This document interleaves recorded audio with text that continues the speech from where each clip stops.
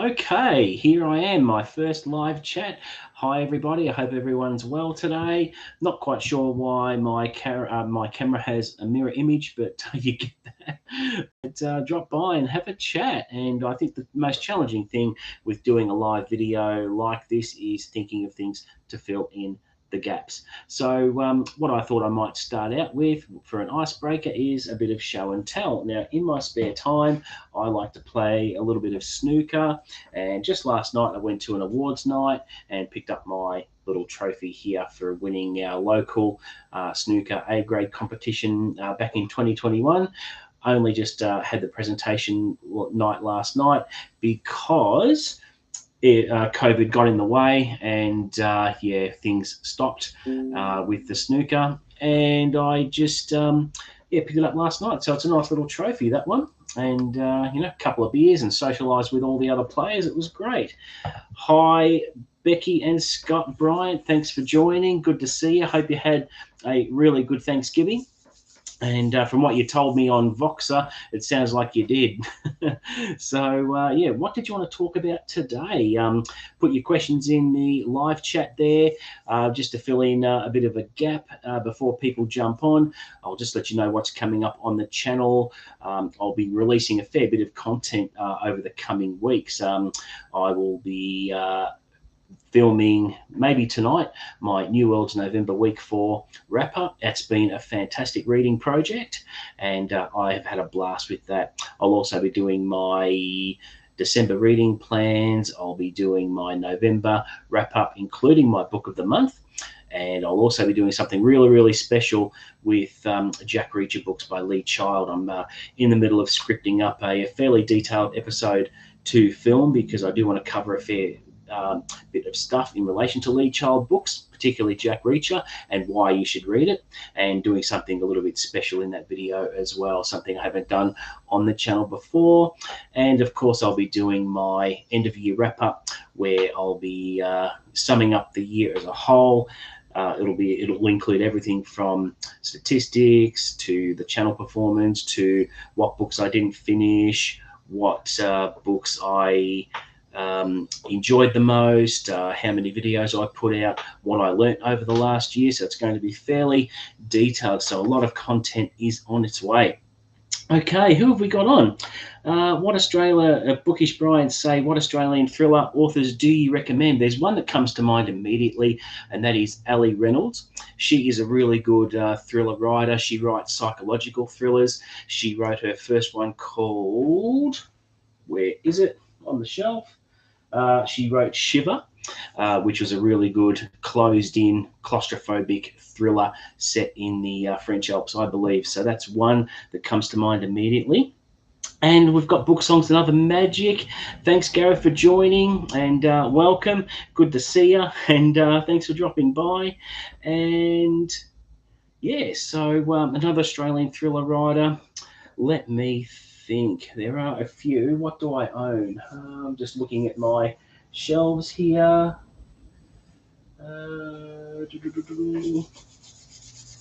Yeah, no, I think that's the only one that comes to mind at the moment. I'm just look at my shelves there, but yeah, Ali Reynolds is very good, and I remember Shiver being really, really good in the sense that a good author keeps you guessing right until the end, and I had a hard time figuring things out. So it means the author did their job, and it means you just keep turning the pages. So what do we want to talk about? You can ask me anything. Do you want to talk about what your favorite books are? What's your ultimate bucket list book that you want to read before you die? You know, what are your favorite books? Who's your favorite authors? Anything at all. So ask away. Now, lately, I've been putting out a fair bit of content in relation to book reviews. I'm going to be doing a lot more of those. That's going to be a heavy focus moving forward on the channel. And I'm starting now to think about what segments I'm going to include for next year. It's been a really, really steep learning curve for 2022. And yeah, and the Bookish Bryant, Scott and Becky, mentioned that my bucket list book is War and Peace. Yeah, that's a scary one. Tolstoy, I haven't really had much experience with him, but Yeah, it's a good pick. I may read that in the future, but I think, Scott, we've got to get the Count of Monte Cristo out of the way first. That's a big one for me, and I've mentioned on the channel before, if I manage to get through that 1,400 pages, it will hold the record of the longest book I've ever read, in addition to It and The Stand. So there we go. Now, Gareth from Book Songs and Other Magic asks, "What do you think of the best Clive Barker books?" Now, I've read a little bit of Clive Barker. There was one I read earlier in the year as part of another reading project by Scott and Becky with Horror Mayhem, and I had a go at Mr. Be Gone by Clive Barker and absolutely hated it. It's a strong word to use, but did not like it at all. I have read a couple of the stories from Books of Blood, which are very, very graphic, and they've certainly broken the mold with Clive Barker, let me tell you. And I do have more work of his to read, but I haven't read much of it to make an informed opinion on the best Clive Barker book. But I have heard Imagica is really good, Weave World, and of course the Books of Blood. But he's such a well-respected author that, even though I didn't like Mr. Be Gone, I plan on reading a bit more of his stuff in the future. So there you go. And who else? What's your ultimate bucket list book? Is it a classic, or is it, Stephen King's It or The Stand that you haven't gotten around to reading yet and want to read it? I thoroughly recommend both of those. I've been deciding what I want to read in December. I really, really want to read It again for the fourth time, but I'm a little bit conflicted because I'd like to read most of Michael Robertson Jr.'s books, which he's a horror writer who's coming on the channel next month. So I'd love to be prepared for that by reading his books to ask him all the relevant questions I need to. Okay, Gareth from Book Songs and Other Magic asks, he just sprang to mind as I was looking at your shelves behind you. Wasn't sure how much you had read. Yeah, so I think I've got, what have I got? I think I've got The Great and Secret Show is the main one I've got there to read, and I plan on buying more of those. But The Great and Secret Show is meant to be really good. I remember starting to read that when I was a kid, and definitely have to make room for that. So we'll see how I go. So let's talk about Lee Child. Any Lee Child fans on here? Have you read any of their books? His books? Because the video I'm planning on doing is going into a bit of detail about the books and why you should read them. The reason I'm doing that video and planning it so carefully and making sure I've got all my notes together is because there was, for those who don't know, I did a video back in March promoting the new book No Plan B that came out in October, and that video, I can't believe it. When I've run the numbers on it, it's had almost 1,000 views just for that video, and people literally 2 days ago have mentioned something about it to me. That gives me an indication that there aren't many booktubers talking about Lee Child, and I'm going to be the one to do it. So I felt that I couldn't ignore it any longer. I do need to give the viewers what they want and do a really good Jack Reacher Lee Child show, which I'm about halfway through scripting it up just to make sure I've got everything and not miss anything, and it should be a ripper. It should go off. Now, Book Songs and Other Magic, Gareth asks, does Lee Child do the Luther books? I don't think so. I'm not sure who writes Luther, Gareth, but yeah, Lee Child's retiring, and he's handing over the reins to his brother Andrew. And I'm not sure whether Lee Child's going to be writing anything different. All indicators point to him just retiring from writing altogether, and I can't blame the guy. He's had such a good run. Reacher. The Bookish Bryants ask, I like the first Lee Child book, which Killing Floor, but I haven't kept going. I want to read them all. It's hard to get started knowing there are so many. Yeah, look, there, Scott and Becky, there's about book 27 just came out. So it is a fairly large backlist, but I think you can start pretty much anywhere in the series because it's not, doesn't have a continuity factor there. Yeah, apart from one thing I would point out to people is there is one story arc that takes up about 3 books, and it's from 61 hours is the first one. Worth Dying For is the next, and I think it finishes with Never Go Back. It's a connecting storyline between Reacher and the new captain and his old 110th MP precinct, where they have a bit of a dialogue across the three books. But apart from that, you can start anywhere you like, and they're fairly easy reads. And once you get started with Jack Reacher, you'll just keep wanting to read them all. Okay. Now, Gareth from Book Songs and Other Magic. Sorry, I was getting it mixed up. It's Neil Cross. Yeah, no worries, Gareth. Yeah, I didn't know who wrote Luther either. And BJ Mitten, hi, how are you? Good to see you. You love Child. He's probably my favourite author. Then maybe J.D. Robb and Dick Francis and early Patricia Cornwell. Yeah, the Scarpetta series is something that's been on my radar for a long time. I just haven't had the chance to actually explore it properly. J.D. Robb is another one who, written by Nora Roberts. This woman is phenomenal with the output of work she does. I just can't believe it. I've read a couple of interviews because I've been doing some homework and research on the J.D. Robb series, and she has an awesome work ethic for a writer. She just churns out the books. If you go on to Fantastic Fiction, the website, and it brings up forthcoming releases from all the authors, she's got something coming out every month. It's ridiculous. And I believe the J.D. Robb series that she does has about 57 books. So I'm a little bit intimidated, but I have read half the first book just to test the waters and see what I thought before committing. And yeah, I think it looks pretty good, but 57 books, it's definitely a big ask. But the Scarpetta books do intrigue me a little bit. She has been around for quite a while and looks pretty interesting. So, not that I need any more books to read. Come on, I mean, I'm not going to be able to read these ones behind me in my lifetime, but I'll have a damn good crack anyway. And yeah, Scott and Becky, Fantastic Fiction. Yeah, it's my Bible, and it is the IMDb of books, absolutely for sure.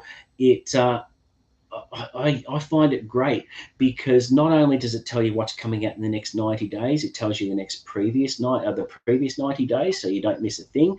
It tells you it's probably the most up to date and accurate with what's actually coming out, and you can explore.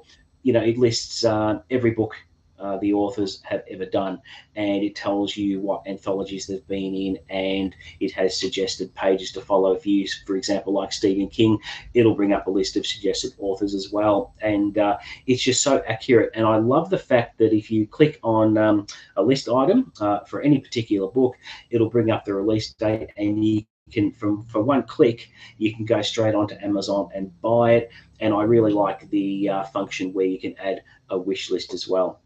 And I think it can alert you when a book you're after, a new release, is actually released, so you can stay on top of it. But yeah, it's a website I use very, very regularly.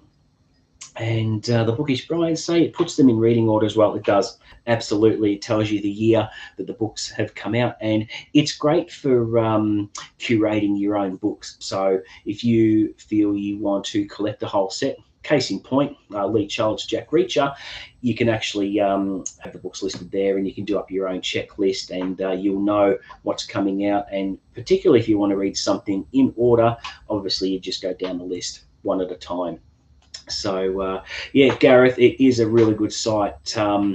Yeah, I did a video that didn't do too well earlier in the year. I did a sort of tutorial on Fantastic Fiction and how you navigate your way around. And yeah, once you start using it, Gareth, you won't believe it. The information is just incredible, and it's just as vast. Probably not quite as vast as IMDb, but it is very comprehensive. And book series in order is also another good site that I use from time to time, but my go-to is definitely Fantastic Fiction, absolutely for sure.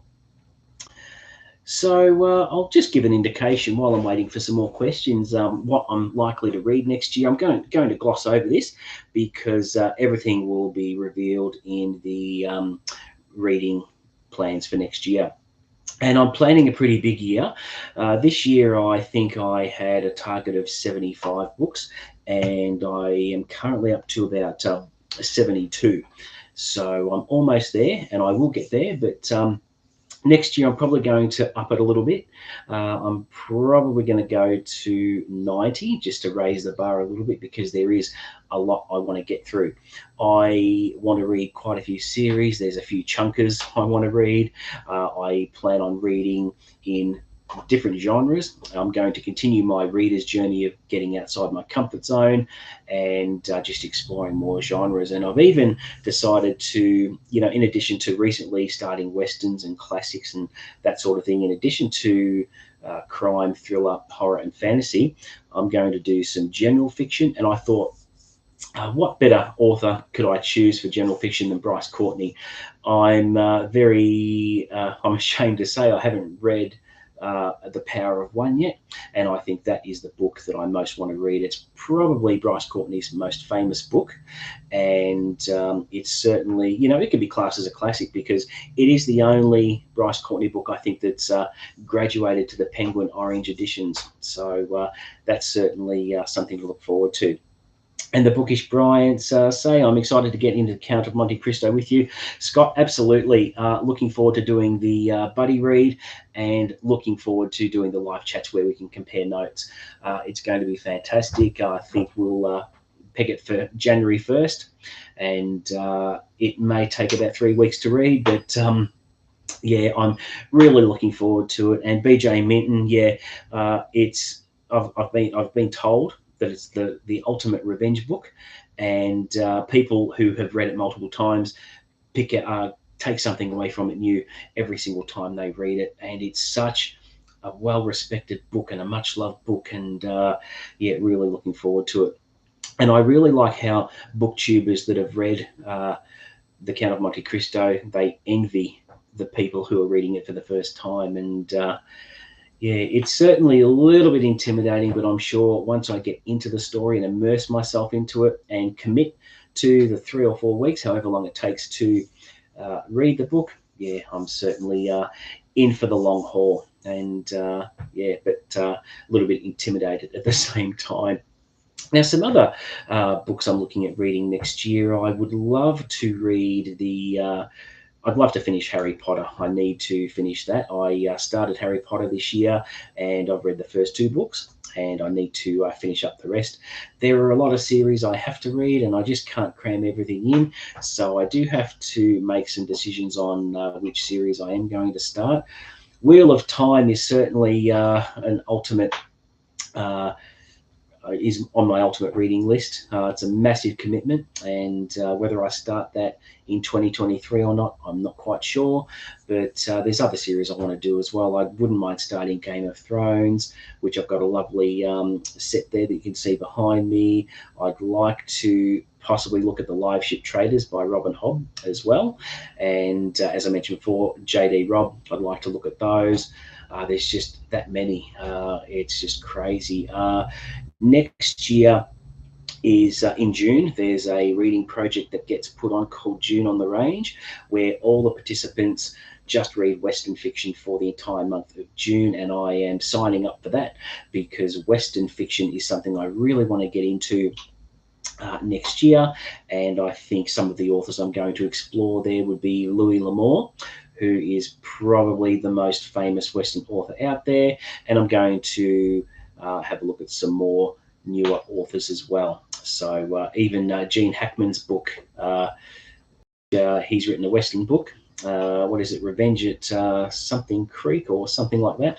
But I can't remember the title off the top of my head. But certainly going to be a really good reading year, I think, and certainly going to have my work cut out for me. And I tell you, when I do my end of year wrap up, I'm going to rank all the books in order. So what I'm going to do is, my logic behind this is I'm going to have a couple of honorable mentions before I do my top 10 books of 2022, because it makes sense to me that I have a book of the month every month, which is 12 books, right? So I'm going to rank those, and the ones that rank 11 and 12 will be the honorable mentions, plus a few more. And it's going to be a very, very difficult decision because I have read awesome books this year. Immediate ones that come to mind is The Godfather, which I just finished recently. Brilliant, brilliant book. Lonesome Dove was a life changer. Robert McCammon's Boy's Life, and Swan Song were incredible. So it's a really hard decision, and it's going to require a bit of deep thinking for that. And the Bookish Brians say Zane Grey is great as well. Yeah, he's another really famous one, and his work goes back a lot of years. And yeah, I've certainly heard good things about Zane Grey, which I might dabble into as well. And having read Lonesome Dove, I wouldn't mind seeing what the prequels and the sequels are all about as well, because there are quite a few in the series. And Gareth at Book Songs and Other Magic, so I want to read Swan Song at some point too. Yeah, if you follow one booktuber I follow religiously as well is Mike over at Mike's Book Reviews, and he recently did a review on Swan Song. Gareth, if you want to check that out, he started reading Robert McCammon this year as well as myself, and it was just it's comparable to The Stand. It's a really, really well-respected book, and Mike indicated that it could be his book of the year. That's how strongly he feels about it. And me too. I really love the book, but if I was to compare Boy's Life and Swan Song, Boy's Life tends to be up there a little bit more, because even though Swan Song was emotional, the Boy's Life made me cry 3 times. So that to me just indicates that Boy's Life has a slight edge over Swan Song. And Gareth, you mentioned I watch Mike's channel too. He's brilliant and very natural with his delivery. Yeah, if you know anything about Mike, he podcasted for 10 years before launching his channel. And in my opinion, he is the best speaker on BookTube ever. He has a very, very good tone. But not only that, I find him very honest, very transparent. He doesn't bullshit you. He'll tell you how it is. He will tell everyone if he doesn't like a book, but he always backs up his reasons honestly. And he has so much integrity that it's any wonder he's got close to 75,000 subscribers. And yes, you prefer it to The Stand, Scott. I know how you feel about The Stand, and total respect for that. Yeah, definitely. And Gareth says, wow, that's a testament to good writing. If it made you cry twice, yeah, it did. Several scenes in Boy's Life did get that emotional response from me. At the end of the book, there's, the father and son stuff really hits me in the feels. I'm a sucker for that. And there's a key scene with his dog as well, which elicited that response from me as well. And I did a reading vlog about Boy's Life earlier on in the year. I just absolutely loved it. It was a coming-of-age story. It had elements of horror in it, but the main driving force with the book was this massive mystery as well, which was really, really good. And yeah, it got me hooked on to Robert McCammon's work really, really quickly. And I also read Boy's Life. Boy's Life, Blue World as well. If you like some short stories, it's one of the best collections I've ever read. All the stories were great. There was probably one story or two I didn't think worked for me, but certainly most of Robert McCammon's stories are incredible. And I did review that book on the channel as well. So there you go. So what else do you want to ask me? What's my ultimate bucket list book? I haven't worked that out yet. I think I'm going to, I would say The Count of Monte Cristo is going to be my ultimate bucket list book for sure. One thing I'm going to do at the end of the year as well, I've mentioned in previous videos where I've read classics that I mentioned I was going to watch the adaptations of those books, and I haven't gotten around to it yet. So September for me, I think, just to close off the year, is where I will watch the adaptation of Lonesome Dove. I'll watch the movie One Flew Over the Cuckoo's Nest. I'll watch Hugo, which is based on the invention of Hugo Cabret, which was a fantastic book I read, and a few others there just to tie off the year. And the Bookish Brians ask, have you read any Star Wars books? Yes, I've read the first couple of the Thrawn trilogy. Earlier in the year, I really got interested in the Star Wars EU. And it's hard to know where to start with the EU because there are hundreds of books, and Mike at Mike's Book Reviews has done a couple of really good videos on that, on where you should start. And eventually, I wouldn't mind doing the New World Order, wouldn't mind doing the X-Wing series as well, but I read the Thrawn trilogy back in the 90s when it was first released, and haven't read any of the other Star Wars books, but it's a little bit hard knowing where to start. But yeah, what happened earlier in the year, I said I wanted to read all these Star Wars books, and that didn't happen because I get hopelessly distracted by other books and new releases that come out. So, yeah, have read a couple of Star Wars books, but would like to read more, and wouldn't even mind delving into a little bit of Star Trek as well. So, there you go. Yeah, the Thrawn trilogy is one of the very, very favourites among the Star Wars fans. Scott and Becky, I know. And yeah, New World Order is a good one, but the books that come in between Empire Strikes Back and Return of the Jedi, yeah, Shadows of the Empire and things like that really, really interest me. I thought about getting the new release Star Wars books. They've released them in a larger format and they've rebranded them, but they tend to be a little bit expensive. So I'll probably get more of those secondhand, I reckon. So yeah, has anyone else on here read The Godfather? I absolutely love that book, and when as the end of the year approaches, I thought I was pretty confident in what my book of the year might be, and I had a couple of ideas before I read The Godfather, and it's just blown those plans out of the water because it's going to be really, really hard to decide what book is going to be my 2023 book of the 2022 book of the year. What are other people's thoughts? Have you chosen a book of the year yet, or do you need to think about it a little bit more? And yeah, no, you haven't read it, Scott? No, and the films, yeah. I found the book, the movie was very, very true to the book. So, but if you compare books to movies, the book's obviously a lot better. It goes to a lot more detail and goes right into the psyche of the main characters. And I thought Mario Puzo was exceptional at fleshing out the characters, and almost to a point where you're living the character's experiences.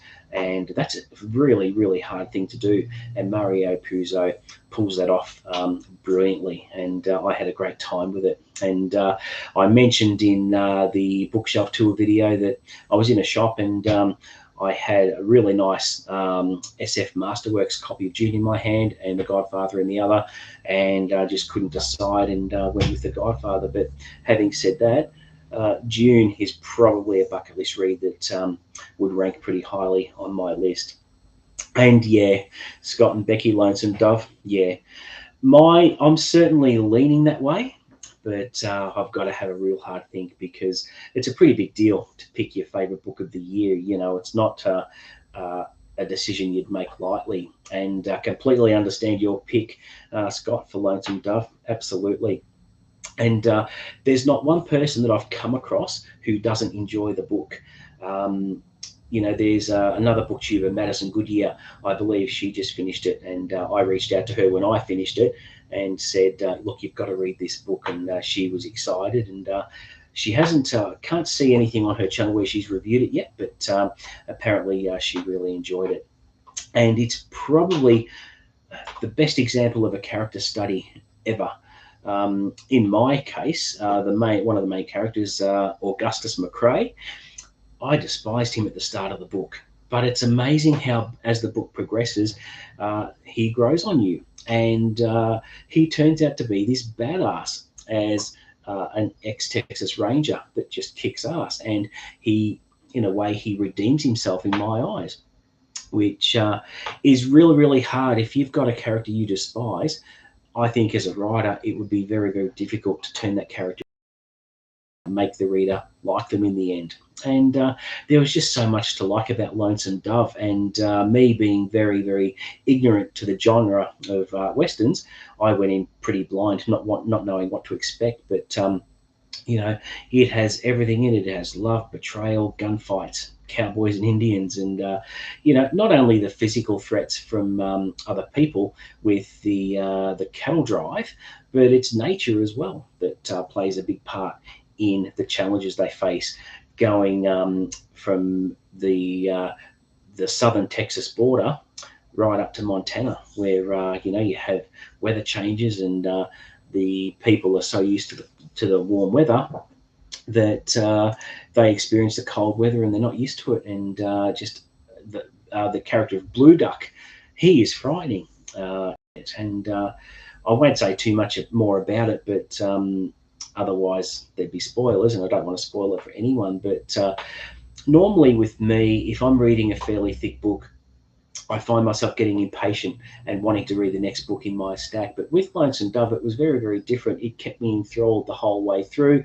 I didn't feel the temptation to yearn to read another book in my stack. It just kept me enthralled the whole time. And I think it took me in the end about 2.5 weeks to 3 weeks. So certainly is a contender for my book of the year as well. But still have to think about it a little bit more and give it careful consideration. And Scott and Becky, not to change the subject, but what kind of music do you like? Just curious. Yeah, very good question. Because I'm Generation X, in my workday, I was streaming 80s music all day. There is a really good streaming station called iHeart 80s, which is broadcast from the States, and it's nonstop 80s, and it's all the classics and all the rock anthems and everything like that. So generally, 80s is my favorite genre ever. Individual choices would be, Queen, Def Leppard, Eric Carmen's great, Heart, Bon Jovi. Too many to mention, but 80s music all the way. And what about yourself, Scott and Becky? What music is your favourite?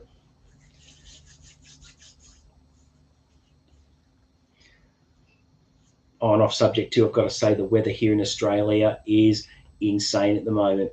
We are having rain and drizzle and hail when it's almost December, which is our summer down here, and it's absolutely crazy. So, is there anything you want to know about the books behind me? Anything you can see that you want me to talk about? Do you want me to talk about Dean Koontz or Stephen King or Scott? Jazz and heavy metal. Becky loves Celtic music. Yeah, Celtic music's really good. If I was to pick something Celtic, I'd pick Enya. Would be a good one, and yeah, there's another Irish trio, I think, as well. I just can't remember what their name was. Doesn't come to mind. But Gareth says one of my top three bands is an Australian band, Midnight Oil. Absolutely. Yeah, really like Midnight Oil. I like Crowded House, Cold Chisel, all the early ones. We have such iconic bands down here. Absolutely fantastic. All right. Now, let me see what my list has here for other topics that we're looking at. Okay, so let me put this to everyone. Physical books versus e-readers. What's your ratio? What I mean by that is what's the percentage of physical books you read as compared to e-readers? In my case, I think I've mentioned it in a previous video. I think I did a tag on it, and mine is 70-30. So 70% physical books and 30% e-reader, or my tablet in this case. The reason being is, look, if I can't get hold of a physical book, I'll take a book anyway. I can get it, and we'll read on digital. Sometimes it's more convenient to pull out your phone and open up your Kindle app when you're standing in line or at an appointment, rather than carrying around a copy of Lonesome Dove. And it has its convenience, but if I've got the chance, obviously I like to hold a physical book as well. And Scott says he's 60 to 40% physical. Yep, 60% e-reader and 40% physical. Yep, and Becky 100% e-reader. Yeah, so it definitely has its convenience, and it's it's got really good advantages. I mean, if you're reading a book that you've bought and the print's a little small and your eyesight is shocking like mine, when you're reading on an e-reader or tablet, you can actually increase the font type or the font size and the font type to make it a little bit easier on the eyes. So absolutely agree with that. And I can remember when e-readers first came out, and this is really interesting too. When e-readers came out, there was a lot of fear in the public domain that e-readers would replace physical books. And when it took off, I was in the book trade myself when e-readers first got released, and it was an interesting time. They The sales went through the roof because people were very, very interested in that, and people thought, well, they're going to replace physical books. But over time, I think ebooks have declined a little bit more, and physical books have come up a little bit because it doesn't matter how good the technology is or how awesome e-readers are. There are a lot of readers out there that prefer the physical book, and I'm one of those. But yeah, it's certainly a really good debate. All right, let's have a look. So, does anyone here know how many books are in their own collections? Has anyone done a count? I counted, oh, geez, 12 months ago, I think I counted about 700. So I'll probably have close to 1,000 by now, which is really good. And the Bookish Brians say ebooks are really expensive. They are, absolutely, especially new releases. New release ebooks are the same price as physical ones at times, and I think that has to change a little bit. One thing I will mention is if a brand new release book comes out, for example, if the new Lee Child book comes out, I think the publishers need to give you a QR code or some sort of coupon to claim a digital version of it. I think. I don't know why publishers haven't done that. You'll notice with some DVDs or Blu-rays you buy, you'll get a digital code to watch it digitally. I think the same should apply for books because the publishers need to realize that some people might want the physical book, and if they're out and about and they want to quickly continue with their read, they can pull it up on their phone. I think that's a serious issue that needs to be addressed myself. Okay, and the Bookish Brides mentioned have you have 3,000 physical books and 2,000 ebooks. That's impressive, Scott. That really is. And I've got quite a few ebooks on my e-reader as well, but or my tablet. But yeah, that's really impressive. And I think on your channel, Scott, the books behind you is probably a drop in the ocean, isn't it? I'd like to see a bookshelf tour of yours. You should put that out. I'd be very interested to see your entire collection. And the Bookish Brian said, yes, I wish they would do that as well. Absolutely. Because, you know, ebooks, I think it's a digital file, right? And there's no printing costs to pass on to the reader. And I think, yeah, more emphasis needs to be put on that. I would love to, it would encourage people to buy physical books as well if they can get the digital version of it, just with a simple coupon that you can claim through Amazon or whatever. I just think it is a really good idea and should be addressed, in my opinion.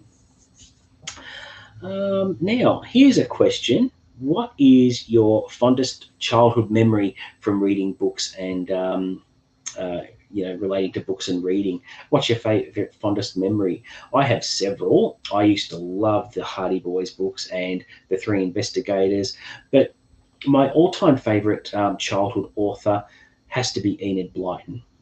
She wrote, obviously, the famous Five and the Secret Seven, which I read them to death when I was a kid. And she would just cast her spell on you, and I used to love those books, and the Magic Faraway Tree as well. I really loved those as a kid. And BJ Minton says, I much prefer a physical book. Digital only if you can't find a book. Absolutely. If I struggle to find something, I'll go digital without hesitation, because if it's a book I really, really want to read, I'll take it any way I can get it. And yeah, if I can't get it in physical form, I'm more than happy to read it on digital, which happens quite a bit because some books that you really like are really hard to find. Completely agree with that. But other books were the Target Doctor Who books that I liked as a kid as well, and yeah, just remember having a really good time with the Secret Seven and Famous Five. And for a show and tell I'll do one day, I'm planning on doing a video. I've been planning this for some time and wanting to do it for some time, is my favourite childhood books. And speaking of Famous Five, I actually have, which I'll show one day, two LP, vinyl editions of early Famous Five radio dramas, where it's got sound effects and everything like that, which I've still got to this day, which is surprising because a lot of the things I had as a kid just disappear and get lost or stolen or wrecked or what have you. And Sean Standfast is in the house. Hi, Sean. Good to see you. Sean, for anyone that doesn't know Sean, he is a science fiction scholar. He knows his stuff, and if you check out his channel, he produces so much content. It's crazy, and he has his own regular segments as well, and he is an expert on all things science fiction. You really need to check him out. And Sean's also been a participant in the New Worlds November project that we've been doing, and he did a really, really good review on Across a Billion Years, which is one of the books I read for week 2. My review was considerably shorter, but Sean's review of that book was great. He goes into a lot of detail and breaks it down really well. So really good. Now, the Bookish Bryants say, my favourite memory is the first time I read a real book in one sitting. It was a Hardy Boys book when I was about 9.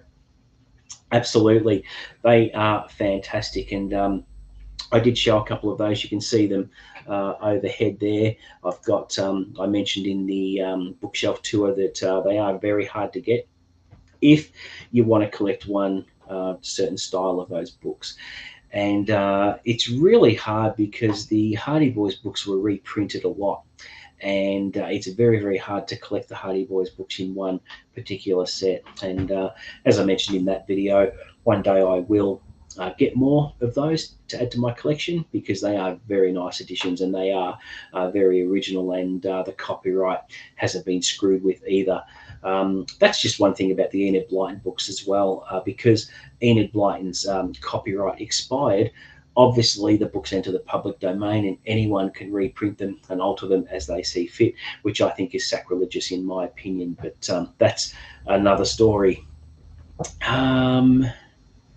Yeah, no worries, Sean. Yep. And what other childhood memories do I have? I used to like Dr. Seuss. And what else comes to mind? Just trying to think. Three Investigators was great. If you've ever read those, it's about the three boys that run investigations, and they, in the earlier books, they liaise with Alfred Hitchcock himself. And I think there was about 30 odd books in the series, and my favourite of all time was The Dead Man's Riddle. I remember that one really, really well, and just have really fond memories. And the Hardy Boys have been, yep, they have, Sean, absolutely. I've been looking online in recent times, and the cover designs are terrible now. There's a couple of really good cover versions I like. There's the ones obviously behind me there, the Collins hardbacks, which have the original illustrations from the 1920s. But there are other paperback ones that I like, and you'll know these by they had coloured paperbacks with the Hardy Boys symbol written in a triangle, and I think they had triangled numbers on the spines as well. And there's a couple of really nice versions there, but I've seen the latest versions where the Frank and Joe are depicted as cartoon characters on the covers, and they're terrible, absolutely terrible. The Torchlight original blue hardback covers are very nice. Wouldn't mind getting some of those one day.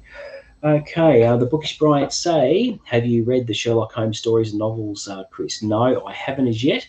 I plan on doing that in the future. I'm also going to look at Agatha Christie as well, in terms of further getting outside my comfort zone. But Sherlock Holmes is sort of on the list that I eventually want to get into. And they're meant to be very good. And I noticed that I think in your videos. Scott, I think I can see Sherlock Holmes books in the background. So, yeah, I would definitely need to check him out. Absolutely. Okay, what else have I got to ask in here? Let me just have a look. So I came prepared just in case there was a bit of dead air. All right. What other questions have I got? Okay. Is there anything anyone would like to see more of on the channel? I'm always thinking of ways to improve things, and I think um, because people have really liked the Jack Reacher video from March that I mentioned before, and when I do a little bit of research, what people are looking for is Jack Reacher audiobooks. There's a massive amount of searches being done by people on Jack Reacher audiobooks, and as I said, not many people on BookTube are talking about the Jack Reacher book, so I thought I'll step in and put my 2 cents worth in. If this next video I'm doing on Jack Reacher goes as well as I think it will, do people want me to read all the books again and review them all on the channel? I'm open to doing that because I wouldn't mind doing a big reread project and just recommending them all to help people make the decision on whether or not they should read the books. Now, Brian MR says, hi, Brian. My failure to become Uncle Titus, the junk man, still haunts me. I learned about Cockney rhyming slang from Dead Man's Riddle. Yeah, absolutely. Yes, 100%, Brian. Yeah, the junkyard. Oh, remember the secret entrances in their cute little business cards. You remember that one? We investigate anything. More on the channel. Sean, yeah, just wanting to see what would people like to see more of what I do on the channel. So them, do you want to see more book reviews? Do you want me to do more top tens or any other segments? Do you want me to talk about thrillers? Top 10 standalone thrillers. Do you want me to do more Stephen King or Dean Koontz? I wouldn't mind doing a reread of all of Dean Koontz's books as well at some point. And Clifford D. Simak, yeah. Sean, he has been mentioned a lot on BookTube, and I know that you've got pretty much all of his books, and he's meant to be really good. So, yeah, good suggestion. And yes, I would like to see more top tens from the Bookish Brides, absolutely. So this is the sort of feedback I'm after in order to deliver the best content I can. And it has been really hard because, you might try something that tanks, and you might do something that really peaks. And it's really good feedback. You just try different things and gauge the success of that. And that's the reason I'm doing a Jack Reacher video very soon, is because, for a video, the single most successful video to have 1,000 views happens to be a Jack Reacher video. Well, you've got to listen to that feedback and deliver more stuff. And yeah, we'll see how that goes. The top tens are always a lot of fun to do as well. I like to watch top tens on BookTube as well. So there you go. So what about other authors? Who could recommend to me? Has anyone read Wilbur Smith books? Are they any good?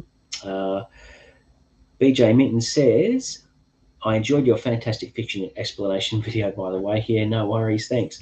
That one didn't get too many views, but I thought I might just do a tutorial one, because if people don't know where to go to find out all the information of forthcoming books and whatnot, I just thought I'd help out a bit there. And yeah, as we've said, Fantastic Fiction is the best website on the planet, in my opinion, and I use that religiously. And yeah, so does anyone recommend Wilbur Smith? I don't know too much about the author. I've got River God there to read at some point, but yeah. What else do people suggest that I could do on the channel? Do you want to see a bit of non-fiction? Do you want me to do review Agatha Christie books or anything at all? Sean says Wilbur Smith is fun. Also James Michener. Yeah, interestingly enough, Sean, I do have a couple of Michener books there that I bought on a whim not long ago. And I think I've got Caribbean and Centennial. And funnily enough, is one of the books that I've put up on a poll on the channel. If you haven't voted yet, if you could please do that, I'd really appreciate it, because I'm planning on doing a reading vlog early next year. The 3 books are, of course, Centennial. The second book is House of Leaves, and the third book is what was the third book? I'm just trying to think. House of Leaves, and yeah, I've lost it. But the poll is still up on the community tab there, and I'm just going to see how many votes I get before I announce the winning book in late December, and I'll look forward to seeing what the pick is. Now, at the moment, I think House of Leaves is the front runner. So there you go. All right. Bookish Brian say, yes, I would love to see your reviews of Agatha Christie books. Certainly not, wouldn't be hard, because they're not very long reads. And I think I'd lean more towards the Hercule Poirot books first. So certainly something to consider. And BJ Minton says Alaska was wonderful. Yep. And that's one I wouldn't mind reading. And Sean says, I have Waystation, Macedonia, and All Flesh is Grass ready to go. Looking forward to it. Awesome. And you really like Centennial, Sean. Thanks for that. Yeah, it did capture my attention. It looks like it's very, very epic. And Michener is meant to be a very good writer as well. So certainly looking forward to doing that hopefully next year. And thank you very much, Sean. Appreciate that, going to the poll. And Shogun, that was the one. That was my third one. Thanks, Scott. And yeah, you voted for Shogun. Yeah, because I do want to get into a little bit of historical fiction as well. And I've got Pillars of the Earth there as well, which is waiting. But Shogun, I'm really intrigued with, just to see how the cultures of East and West collide in feudal Japan. And I do have a few James Clavell books there ready to go. I did pick up a couple in a box set for $1 as well, not too long ago. But yeah, would really appreciate the votes, guys, and I will announce that late December. And yep, Scott, you've got Shogun and Centennial as well. That's great. And Follett, yeah, Follett is great. Yeah, I've heard good things, and you know, it's just one of the ways I can continue my journey in stepping outside my comfort zone and just trying new things. And that's what it's all about for me as a reader. I used to read just in a fairly linear fashion. I used to just read standalone thrillers and Dean Koontz and Stephen King, and didn't really branch out. And I'm so glad I did, because it's opened up new worlds for me and has really changed my tastes as a reader. Unfortunately, the byproduct of that is that there continues to be an endless TBR, and it tends to hurt the wallet as well. But, you know, it's a good vice to have.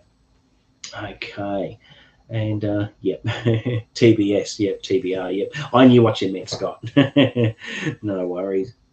Yeah, so historical fiction does interest me a lot. And yeah, really looking forward to the Westerns. I'm looking forward to doing that.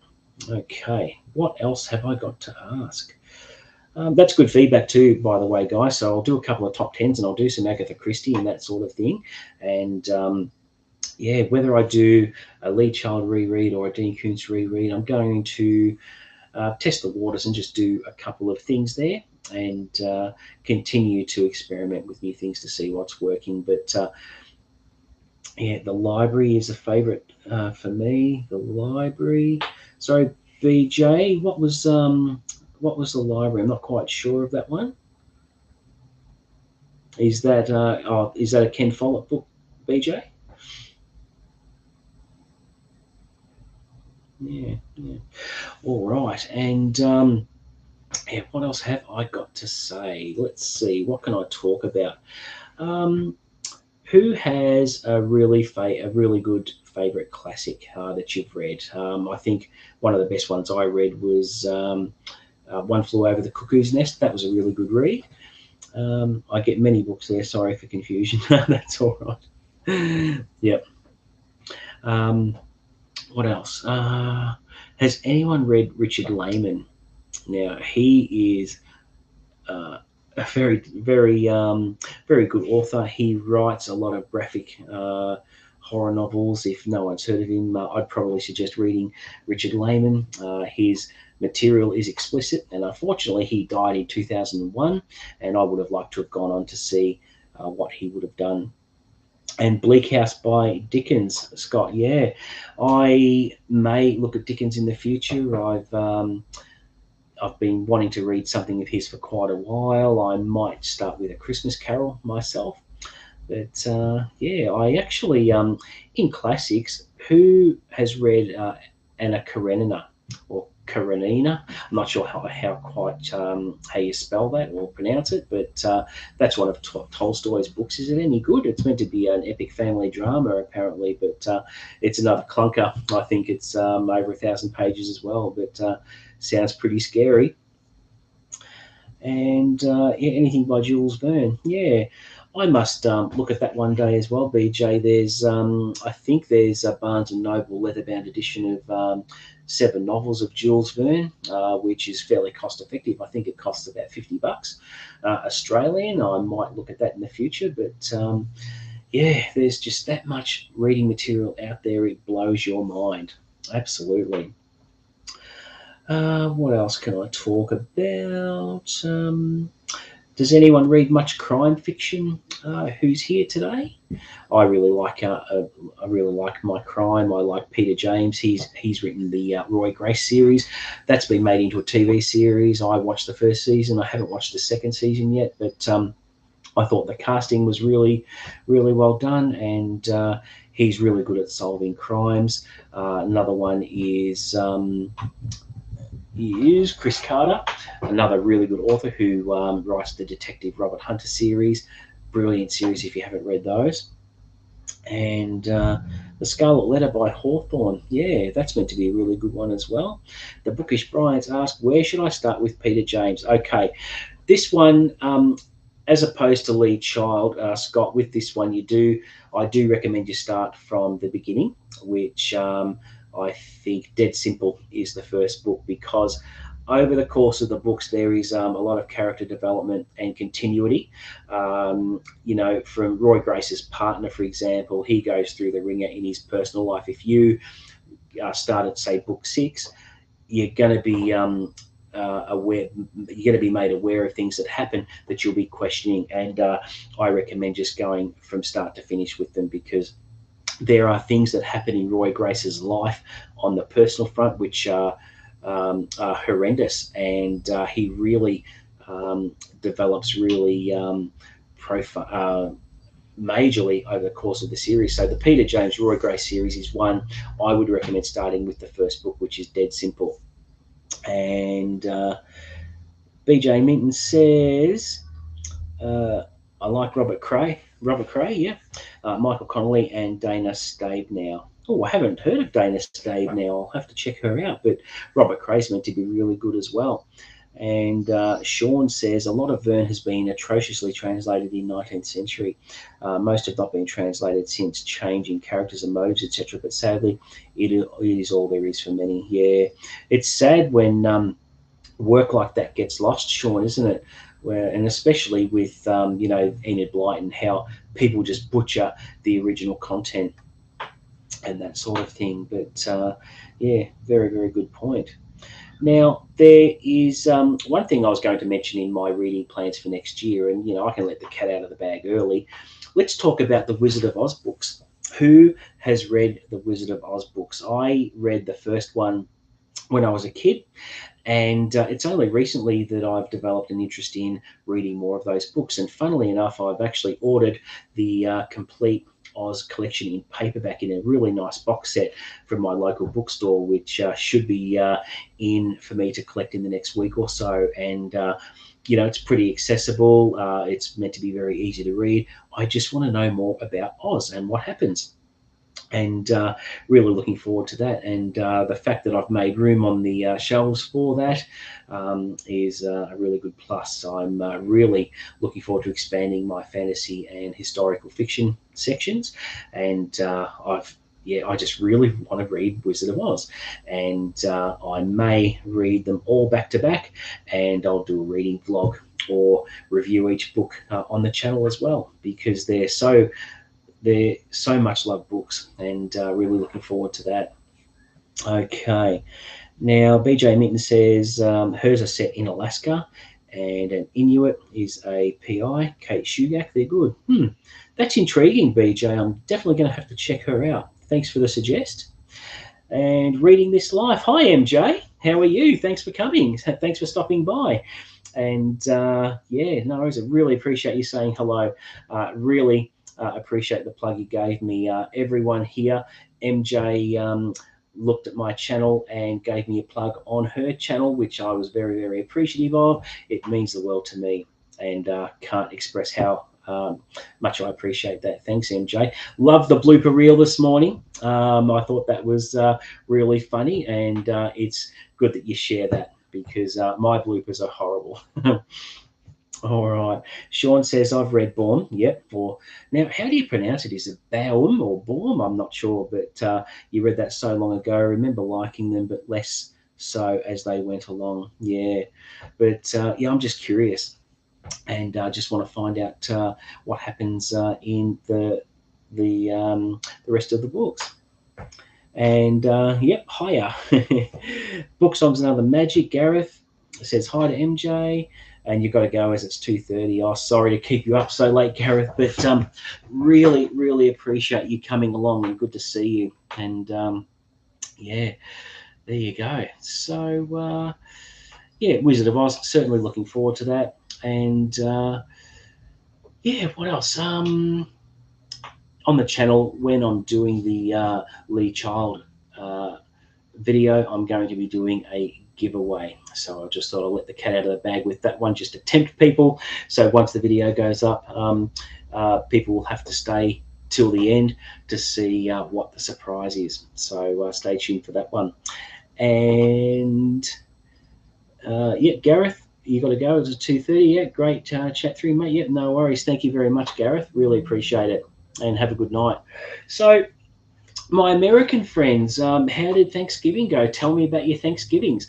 I know Scott enjoyed his, but yeah, we don't celebrate Thanksgiving here in Australia, so I'm always curious as to how your Thanksgivings go. I know it's a very, very big deal over there, and yeah, it seems to be an enjoyable little holiday before Christmas. So tell me about your days. Did you have those feasts? And on the Voxer app, we did have a chat about steak as well this week, which is really interesting.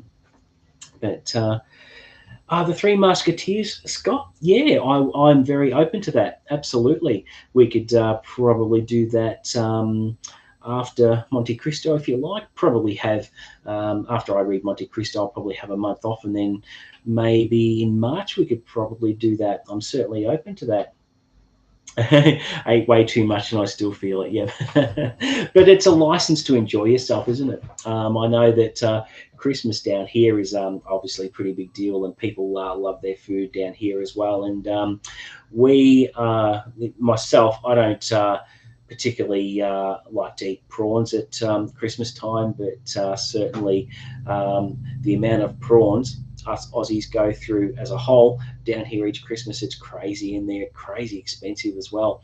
I'll give you an idea of what our feasts consist of on for Christmas. We predominantly have Christmas lunch as a tradition, and we have all the meat. So in our family, we have chicken, we have pork, we have lamb, we have roast potatoes, we have all the roast veggies, we have bread rolls, and for desserts we have our famous pavlova. We have what is it, choc ripple cake. If you haven't heard of that, it's these choc ripple biscuits. You actually line them up on a plate and you stick them together with whipped cream so that they stand up straight, and you do a couple of different rows, cover it all with cream, sprinkle it with peppermint crisp chocolate bar, and what happens is the biscuit actually goes really soft in the fridge and it turns into cake essentially. It's an awesome thing to eat, and I'd recommend, if you haven't tried that, you've got to try that.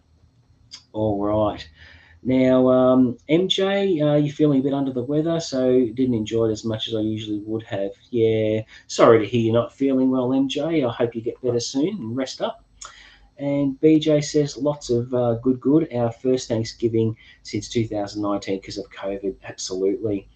And kids have grown so much, yeah. Absolutely. COVID put a stop to so many things. We had to work from home, and after being in an office for quite a few years, to make that transition to working from home was very, very difficult in the first few months. It was an emotional roller coaster, and if you're not used to it, and the loneliness of it when you've been in a close knit office team, it can hurt the mental health.